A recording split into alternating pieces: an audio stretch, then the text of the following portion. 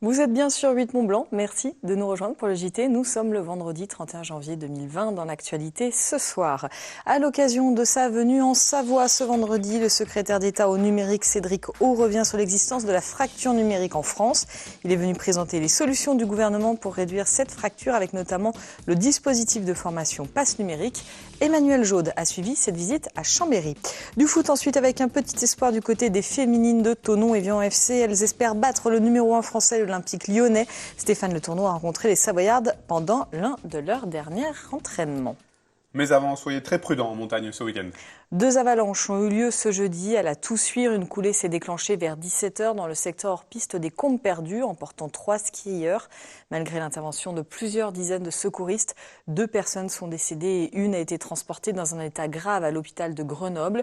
Tous les 3 étaient des saisonniers connus dans la station savoyarde. Le risque d'avalanche était de 4 sur 5 ce jeudi en Savoie, mais la zone n'était pas particulièrement pentue. Au Contamine-Montjoie, dans la matinée, jeudi, toujours en zone hors-piste, une avalanche a été déclenchée par un skieur.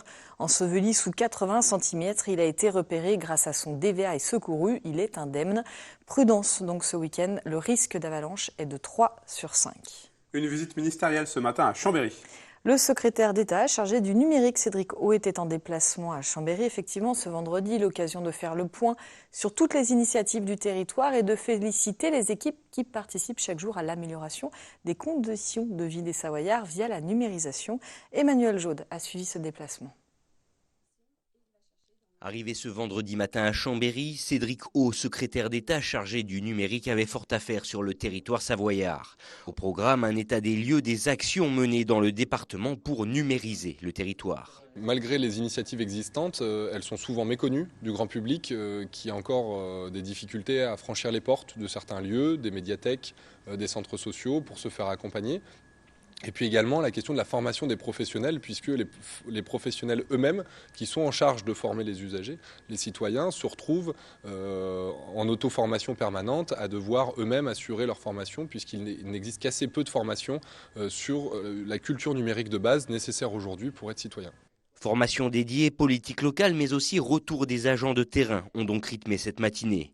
Autant de points qui, s'ils améliorent au quotidien la vie des habitants, ne représentent que les premiers pas vers la numérisation. Il y a déjà des initiatives qui ont été prises dans les dernières années. On le voit ici à la Dynamo qui a été labellisée Fabrique numérique de territoire, donc il y aura un accompagnement financier. Il y a un accompagnement sur les méthodologies, le partage de bonnes pratiques, la formation des gens qui est faite par l'État, par la Caisse des dépôts.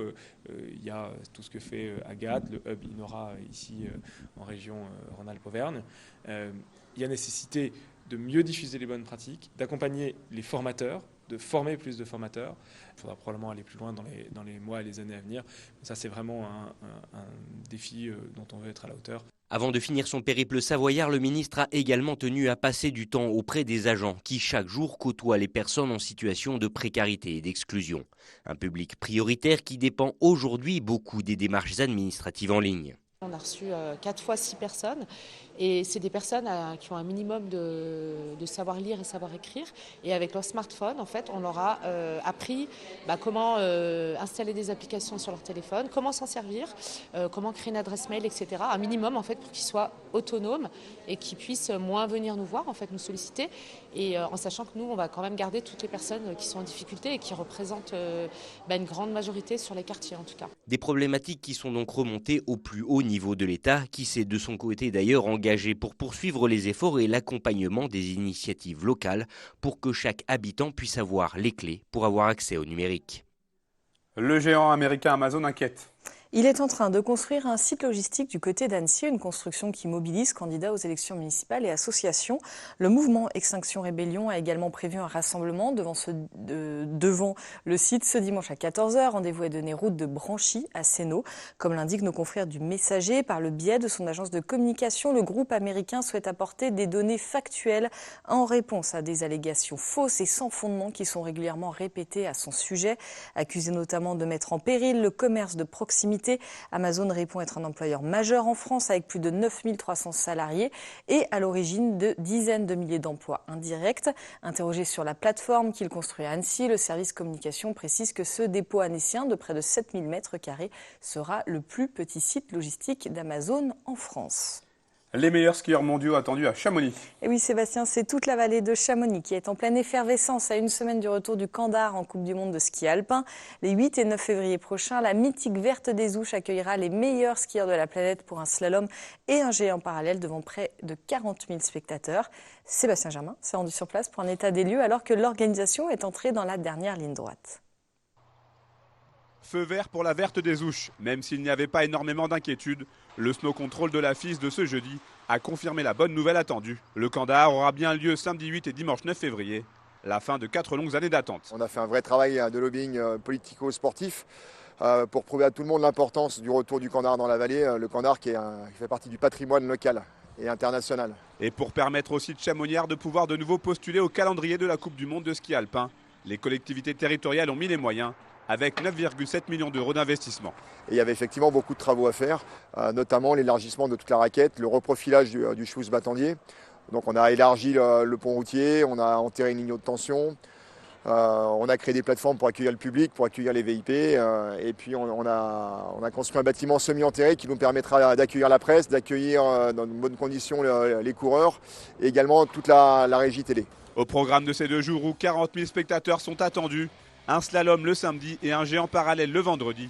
Les skieurs français en pleine forme actuellement seront particulièrement attendus. Je pense que c'est les skieurs qui ont le plus envie de gagner à la maison, que ce soit Alexis ou Clément. Je pense que ça va être une fête de dingue et je ne vois pas comment l'un des deux ne va pas monter sur le podium et gagner une épreuve. Le Kandar est d'ores et déjà inscrit au calendrier de la Coupe du Monde pour 2021 et 2023. C'est donc toute une vallée qui devrait en tirer profit avec un afflux de visiteurs très conséquent. On a à cœur de montrer au monde entier que la vallée de Chamonix, c'est juste le plus beau territoire de montagne du monde. Et c'est aussi une très bonne et une excellente nouvelle en termes de retombées économiques, parce qu'on parle de 15-20 000 personnes par jour. L'essentiel des hébergements de la vallée remplis sur cette période-là, juste avant les vacances, c'est plutôt une bonne aubaine. Donc c'est à tous les niveaux une très bonne nouvelle pour la vallée de Chamonix. Premier temps fort de ce week-end qui s'annonce en couleur, vendredi 7 avec les premières conférences de presse et le tirage au sort des dossards. Du foot pour finir. Samedi après-midi, dans le cadre des 8e de finale de la Coupe de France de foot, l'équipe féminine de Thonon-Évian FC reçoit la formation qui est souvent considérée comme la meilleure du monde, l'Olympique lyonnais. À la veille de ce rendez-vous, nous les avons rencontrés à l'entraînement. Ambiance et petite phrase avec Stéphane Le Tourneau. Elles n'ont rien changé à leurs habitudes, la bonne humeur est de mise.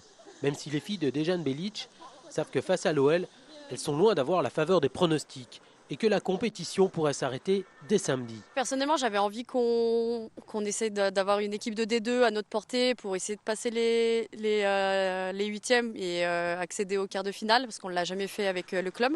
Une déception vite effacée par l'opportunité de jouer contre le plus beau palmarès du foot français. Parce qu'il va y avoir énormément de monde, donc oui, c'est que du bonheur de pouvoir jouer devant autant de spectateurs. D'ailleurs, Amandine Young se souvient que Thonon avait déjà croisé la route des Lyonnaises en Coupe de France il y a 3 ans. On était en DH, c'était notre année de montée et on a joué contre l'Olympique lyonnais, on avait perdu 8-0. Alors c'est comme ça, on a l'impression que c'est énorme, mais pour nous, pour une équipe de DH, en fait, on a fait notre match, on était super heureuses. Pour Alia Saïd, samedi sera aussi synonyme de retrouvailles. Formée à Lyon, la jeune arrière centrale de 21 ans va devoir faire face à d'anciennes coéquipières. Delma Bacha, Delphine Cascarino. Et après, je me suis aussi entraînée avec les joueuses pro aussi de l'équipe 1, donc j'en connais aussi d'autres. Pour moi, c'est la meilleure équipe du monde.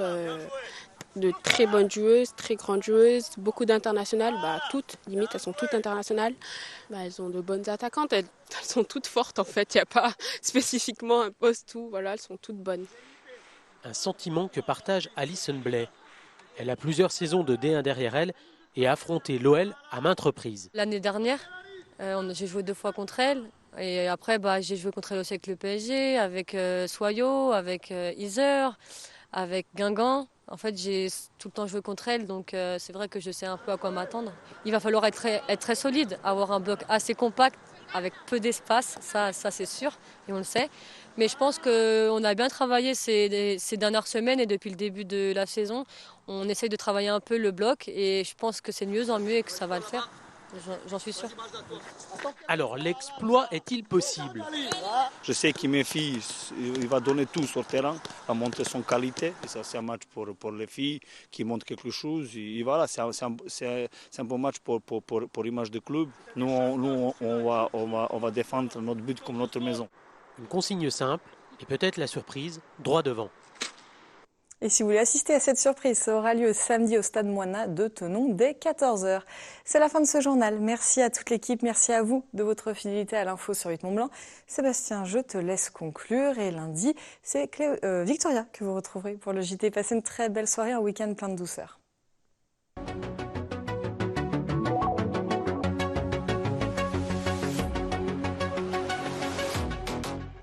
Et la semaine prochaine, c'est Fanette qui présentera Accès Direct. Lundi, elle recevra le député haut-savoyard Martial Sadier. Loris Baz, ancien pilote de MotoGP, sera également présent sur le plateau, tout comme Julien et Louis de la boutique Les Inspirés.